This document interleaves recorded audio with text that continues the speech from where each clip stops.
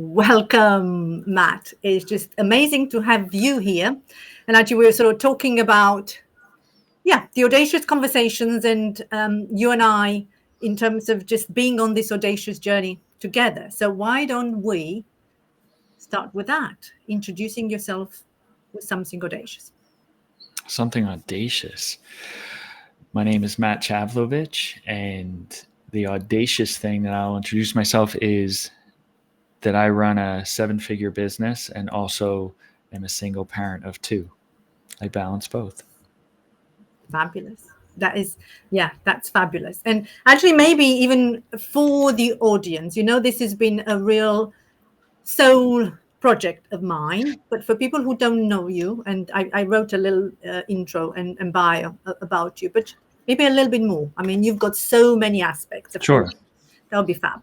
Sure. So my passion is helping people do what they love to do and what they're gifted and built to do. And so I am a transformational coach. I run retreats. My background is as a former professional footballer or soccer player.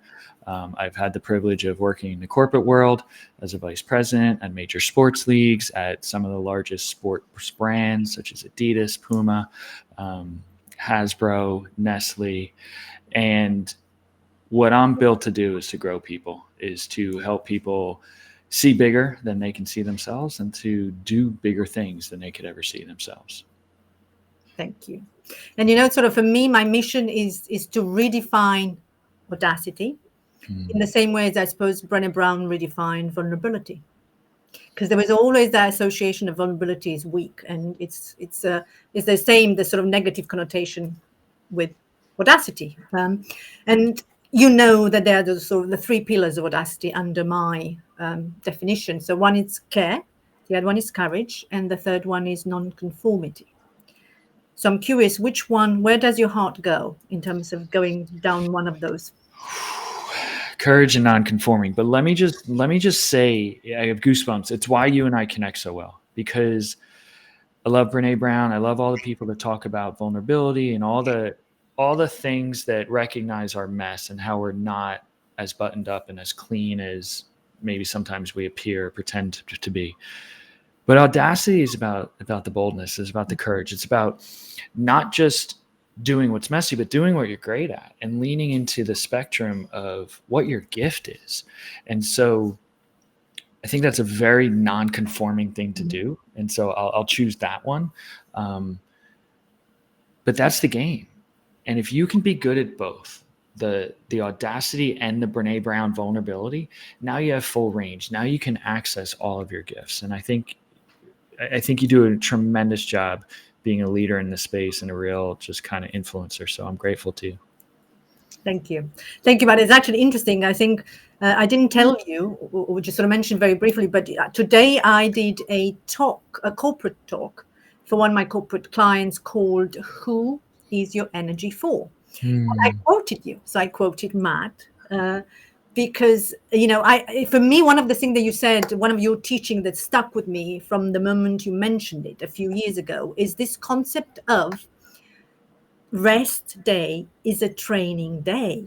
Yes. It's a very non-conventional thing. So tell me more. Rest day is a training day. Yeah. So I'll tell you the story where it came from. Right about 10 or 12 years ago, I was training to do Ironman triathlons. And when you're training, it takes anywhere from 7 to 9 months to get your body prepared. And within your training plan, which is very regimented, there are rest days. There are days off, which become critical for your body to recover and rejuvenate. But in the first 2 months of my training, I didn't take any days off because I mentally couldn't. I had this concept that if I was taking off, I was falling behind because I knew somewhere somebody was training. So if I wasn't, I was falling behind. And then I realized and understood, I started to really look at, well, what's the purpose of rest? And if you understand how a muscle builds, you actually tear it down. It gets micro tears. You let it rest, those repair, and those muscles grow bigger. That's how a muscle gets bigger, whether it's your arm, leg, whatever. And so for me, I said, well, it's going to be easier for me to understand that rest day is a training day, that I'm training every single day with intention. It's going to be easier that way than to break my training. I could not get myself to really accept that I'm a break in training. And so I would rest as intentionally as I would train.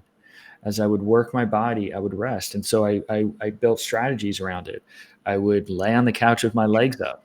I would eat certain diets, and rest became as intentional as the work. And therefore, the entire training regimen was continuous. There were no breaks. And so the truth is, the rest day is a training day.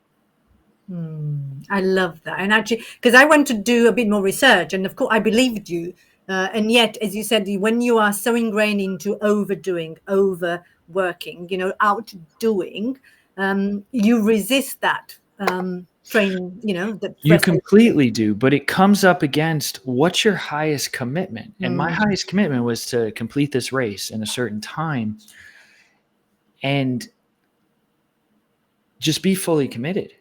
Don't break the commitment. And that includes periods off. That includes non-conforming ways to train. It might not just be when you're pushing. It might be quiet. It might be, mental. It might be sleep. It might be diet. And so I think people wear the badge of pushing through, of doing all the time, and of burning out. And I see these things as juvenile problems. And for the real top 1%, it really comes down to, how can you stay committed while you recover? It's not a break in your training. It's a continuity. It's a different part of your training. Yes. And actually, I mean, because I was talking about it today, so it's quite fresh, is this concept that you might have heard, the sort of Tony Schwartz, that we manage energy. We don't manage time, we manage energy. And that's what he says, is that life it's actually a series of sprints. And you and I talked about that, because I used to be a sprinter, not a marathon. And what he's saying is the ideal optimal is sort of 90 minutes to 2 hours. I suppose someone who works in the office and then have a break, which is what you just said, in smaller amounts, and then you go back and then you have a break. So that is a much more sustainable way of the high performance. And he said the high performance is high energy, positive energy. And you need to spend as much time in the renewal zone, which is low energy, positive energy, which is the rest day. Very true. Very true. And I think the other part of it is, your job is to constantly be energized. So energy is everything. And so how we really show up, how much energy we have, dictates our experience. And so I was just actually at the gym this past weekend, and I was sharing this with someone. There's always a point where something's challenging and it will just suck. It will not be enjoyable. But right on the other side, right past that middle point, you can actually start to love the suck. You can get energy from being in it. You can actually derive confidence and energy from being in the difficult place. And so the game becomes finding energy where most people don't. Yeah, for me, it's that edge. So, you and I were talking about is the comfort zone, which is the middle, but then it's on the edge of that, which feels uncomfortable. That's where you stretch. Completely. And it's also, my secret, for whether it was athletic career, corporate career, my secret was always, how do most people approach this? And then to do the opposite, not make that my problem. And so a lot of people struggle with burnout. We know that we know that storyline. We know that script. We know how that one goes. And so don't make that your problem. Don't make that the reason you fail. How can you be the one that's actually the most rested, the most energized, and still succeed? That becomes interesting to me. But I would always look at that. I really would. And just, what do most people struggle with? And I want to have a different struggle, something that serves me more. Yeah, it's a non-conventional part. Exactly. Non-conforming part of you. And actually, the other thing, you are truly a sort of role model of assurance for me, and I'll say that. So the book here, I've got the A of assurance. Here we go. Thank you, Mirren. And I do talk about your story in there, and maybe just give a little, rather than me saying it, the essence of that story that's in the book. Sure. When you're an athlete, if you're on the field, ways that we categorize people don't matter. For example, age, experience, how much money you make, what's going on at home, what's going on with your relationship. That stuff doesn't matter. If you're on the pitch, then you deserve to be there. And so a lot of the story in here is inviting people to, if they're in the room, can you accept that you deserve to be in the room and let go of who the most experienced is, how many times you've been in the room. You're in the room. You've earned your spot. So now your number one job is to do what your job is. Mm-hmm. When I was an athlete, I was a goalkeeper. So regardless how many stadiums I've played in or didn't, how experienced I was or wasn't, how a lot of times I was the youngest on the team, what my age was or wasn't, my job was to keep the ball out of the net. And so it's really just an invitation. If you find yourself in the room, know why you're there and focus on your job. None of the other ways that we categorize or judge, because none of it matters. You have one job, just like a team, win the game and contribute to that. And that's it. And actually, I'm curious, Matt, because I know you're doing this program, which is called, is it the Leaders Lockers The Room? leader's locker room. Yeah. The Leaders Locker Room. Mm-hmm. So I'm curious as to, how do you teach this, or how do you role model it, I suppose, to your group? So I will always, it's what I just talked about, which Mm-hmm. is what's the common storyline? What's the common script? How does this usually go? And I invite people to not have it go that way. So one of my favorite questions I'll ask them, I'll say, if you were guaranteed to fail, what would those reasons be? And then I invite them, let's just make not the reasons you fail. Let's make other ones. So we talked about burnout. Mm-hmm. People might say, well, I have a tendency to overwork. I have a tendency to run myself into the ground. That would be one of the reasons. I would say, great. Let's just make sure that's not the reason you fail. Let's make it something else. And I really invite them to play at a different level and play like everyone, different from everyone else. That's the biggest gift that you can offer people. And I do that every day. Like, it's just how I see the world. That's what lights me up. That's what excites me. And so it becomes easy. And the other thing that I invite them into is, and it's really where the name came from, Leaders Locker Room. When I was in a locker room, those men that were on my right and left and the ones across from me, they were my family. I knew I could bring all of me, the messy, the magic, everything, and they would have my back and I would have theirs. And so to create a circle that actually can handle all of you, it's a very sacred thing. And then you can give invitations, bold invitations like I just spoke of, but you've got to have that kind of camaraderie within that circle. I'm curious. I never asked you this, but is your group men only? No, it's both. It's absolutely both. And it's both an invitation to play boldly, but it's also an invitation to actually be in a group that can handle all of you. Like, one of the easiest ways to offend me is to be in a group and say, I don't think they can handle all of me. And there's no point if you're not going to bring all of you. So just like in athletics, it's like, no, we want all of you, everything. And now let's see what's possible.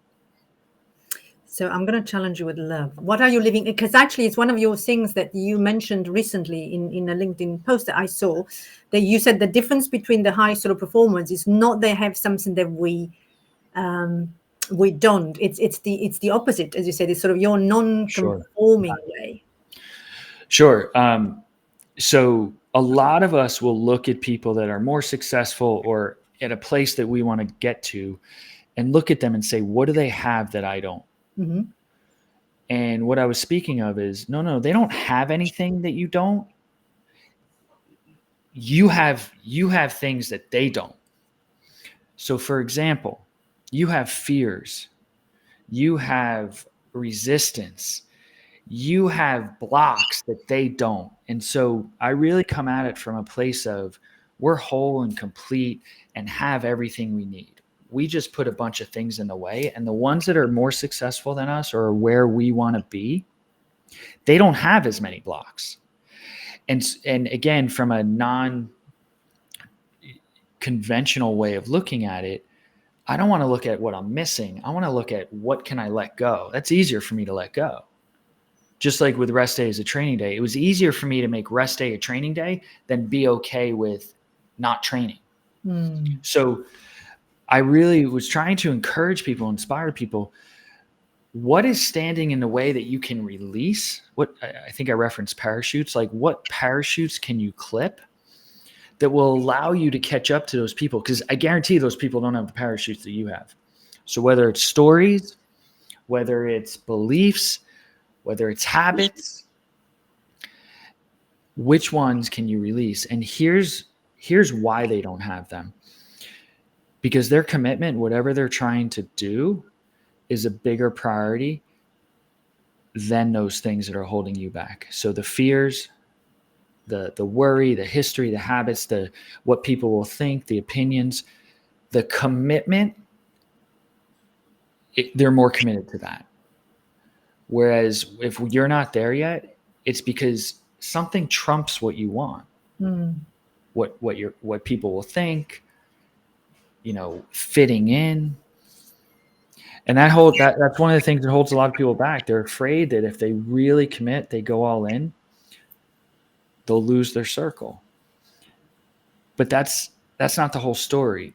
That does happen sometimes. You lose your circle, but the whole story is there is another circle that's waiting for you. So you might lose this one, but I guarantee there's one right over there. And there might be a scary time where you got to walk from one to the other alone, but there are circles for you. Your people are out there.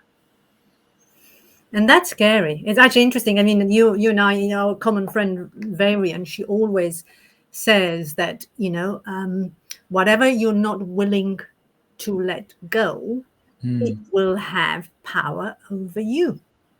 So, as you said, letting go of those circles, yes, it will possibly even keep you stuck there. I love her quote, and the way I add to that, interpret that is, whatever you're not willing to go has power over you. And if something has power over you, if it has leverage over you, there will come a point where you will choose it over you. You will abandon yourself. And what I like to say is there's never a day of the week where it's right or feels good to abandon yourself. And so that's why it becomes critical to be willing to lose everyone and everything. And that's not an invitation to lose everyone and everything. Doesn't mean I'm trying to, but it means if it comes up against me abandoning myself or it or them, I will choose me every time. Which is interesting, because to me, there is a paradox in there, Matt. Because you are so big on commitment. I mean, you even use that word, I don't know, 5-6 times in the last 20 minutes. So to me, is when you are so committed to something, there is this risk of attaching to that commitment, which means you might not be willing to let go. And I always say, I mean, it's in the same sort of spirit, which is what my book talks about, is when we care so much about someone, about something, about our mission, we don't care about what some other people think. And yet I think this is where the challenge for most humans, including myself, who, I do care about commitment, is at what point, and I'm curious about your take on this, we're so committed to something because we attach to it. What point do we walk away? Yes. When it starts to not be aligned as it was when we started, because that's what we commit to something. We say, I'm going to do this thing. And at that moment, when we make that commitment, we're fully aligned. It fully like a relationship. I'm fully in on this person. If at any point that changes, we grow or differently, then I'm fully out on this thing. And at the point where we have to abandon who we are and who we want to become, that's the part you walk away. And some people will be more married to the commitment than being their highest self. And I mean, we talk about marriage all day long. Mm-hmm. And I just don't endorse that. I endorse something can be right for you to a point, and then it's not. That's why jobs change. That's why partners change. That's why initiatives change. That's why commitments change. And so at the end of the day, it really comes down to what do you want? It's one of the things you write about early in here. It's one of the hardest questions, but what's the goal? What's the goal? And I believe the goal for life is to have the experience of life that you desire. The biggest goal is for life to feel the way you want it to feel. And so if that ever changes, if that ever stops, then it's time to pivot. I love that. And I also know how difficult that is for most humans, interestingly. Of course, it's having that courage, as you said, when you feel that that commitment is no longer aligned. Because most people, you and I know, that's why that's why we've got the job, and that's why we love the job that we do, is because most people really, most of the time, don't know what they want. They don't know what they want to get committed to, and actually holding on. I mean, it's a chapter closer to the end, which is the adaptability. Is not attaching to the outcome and being willing to let go. It's the courage to let go when it no longer serves us. Yeah, it really comes down to why am I doing this?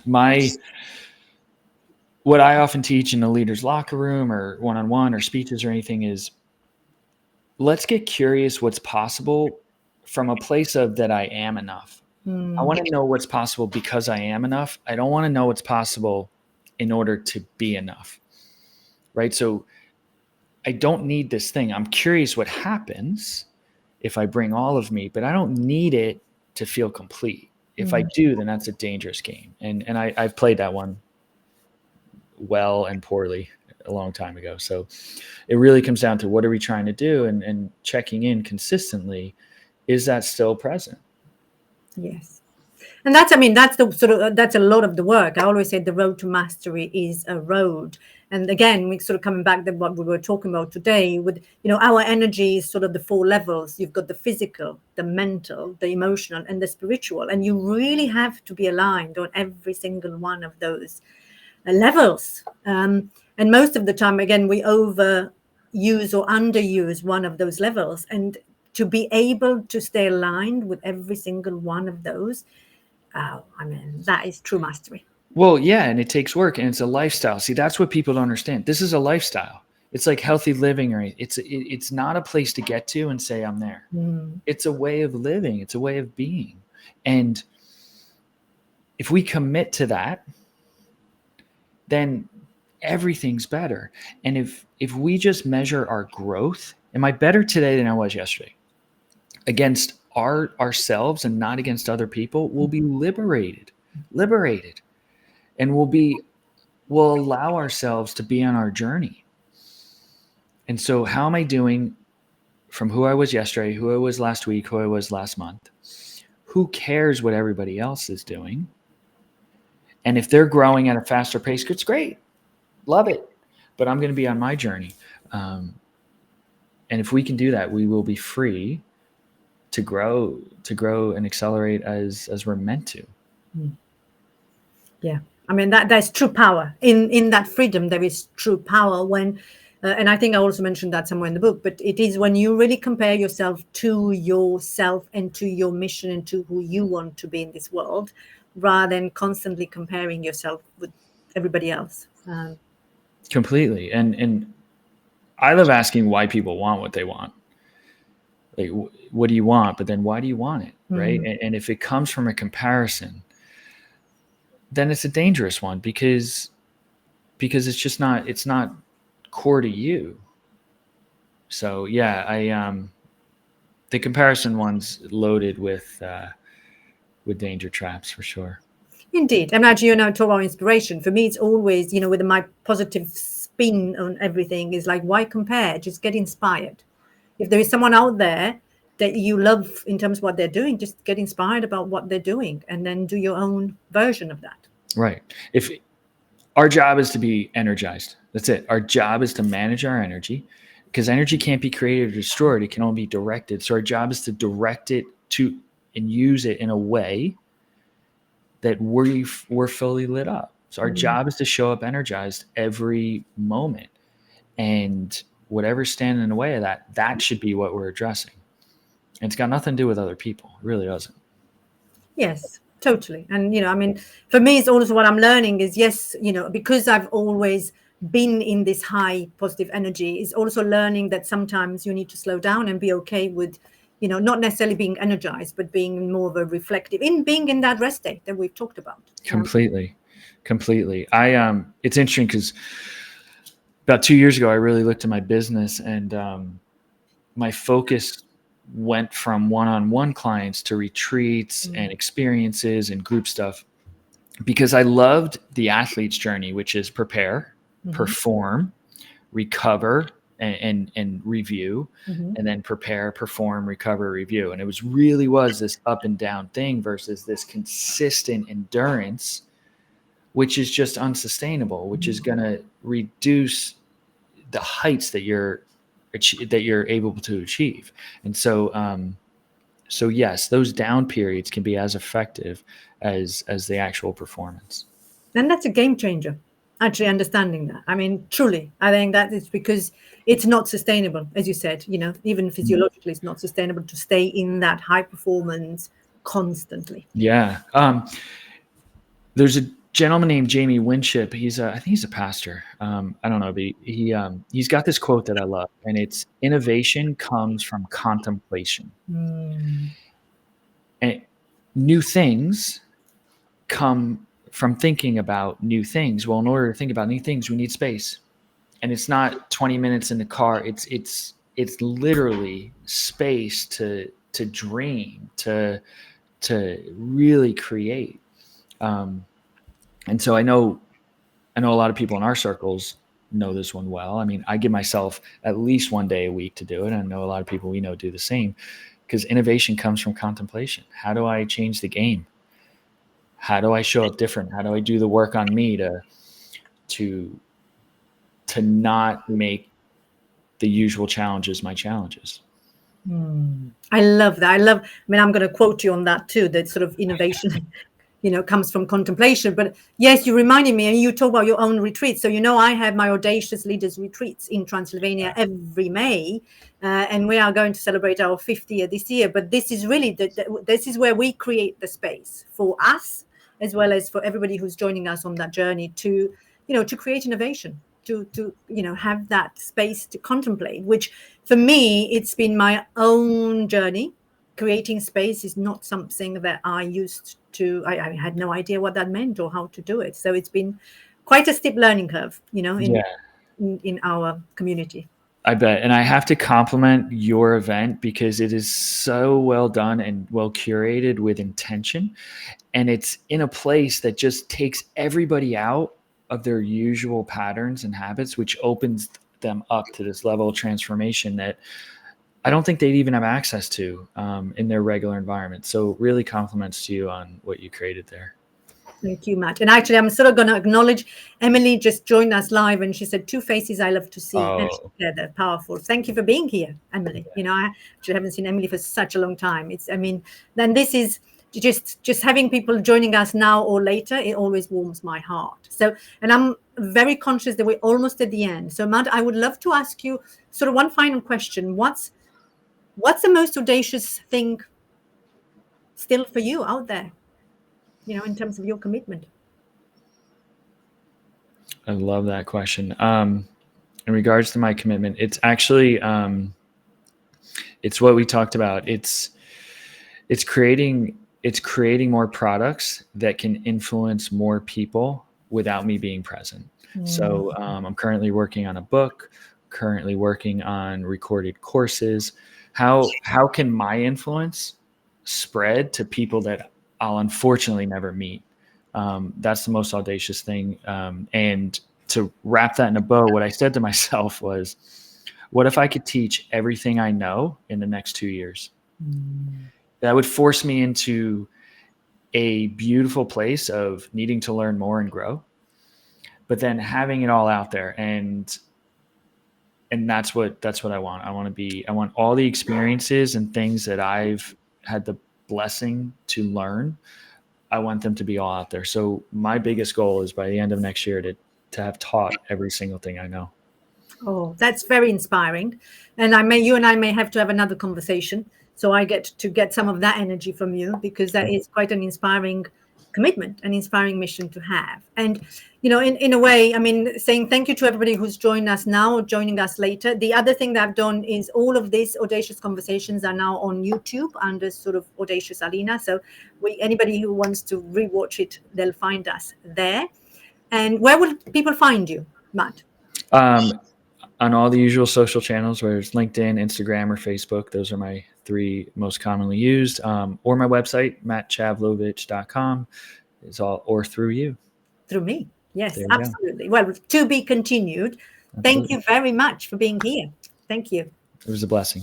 Thank you.